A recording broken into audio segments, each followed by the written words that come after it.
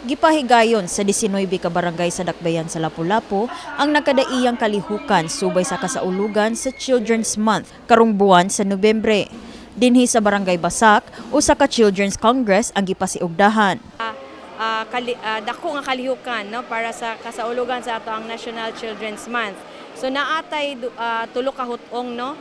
Naatay Children's Congress nga gipahigayon dito sa Island Barangays atong November 9. Then diri po dayon sa ato ang mainland barangays and public schools, private schools, atong out of school children, ang ato ang children with disabilities, ang ato ang Muslim nga mga children. So ato kini siyang gihimo nga inclusive. Sa maong Congress gi-edukar sa Women and Children Protection Desk o WCPD headquarters ang mga bata o ginikanan mahitungo sa ilahang serbisyo.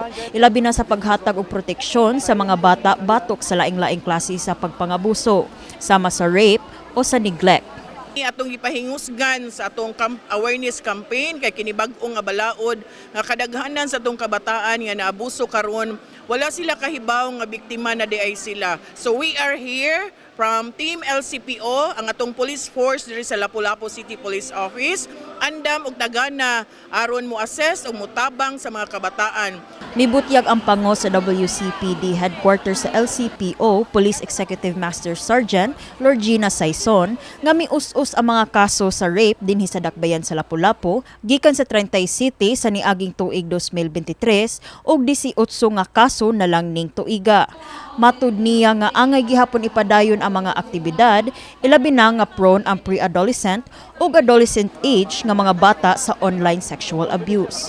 So ang atong WCPD bukas yat 24 oras kung naa siya mga alarma about sexual abuse, dali-dali natong respondahan no ang atong abtikay sila ana nga mo responde. Dayon ato silang i-assess ma'am with the collaboration sa ato ang social worker nga aktibo usab ani nga campaign. So i-assist nato sila sa pag-file sa kaso.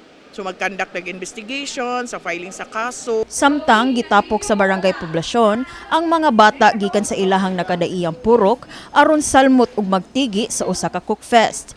Gigahinan kini ang mga bata og 300 pesos alang sa pagpalit og ilahang ingredients ug gitagaan sila og usa ka oras sa pagluto sa ilahang mga putahe. Para makatun sila unsa pagluto, pag-prepare og food para sa ilang pamilya. Para magdako sila na makakantigo sila unsaon dili lamang sila makabalo kung unsaon ang household chores kundi makabaw sila unsaon pagluto. Kini si Elaiza Penaranda, alang sa My TV, Cebu.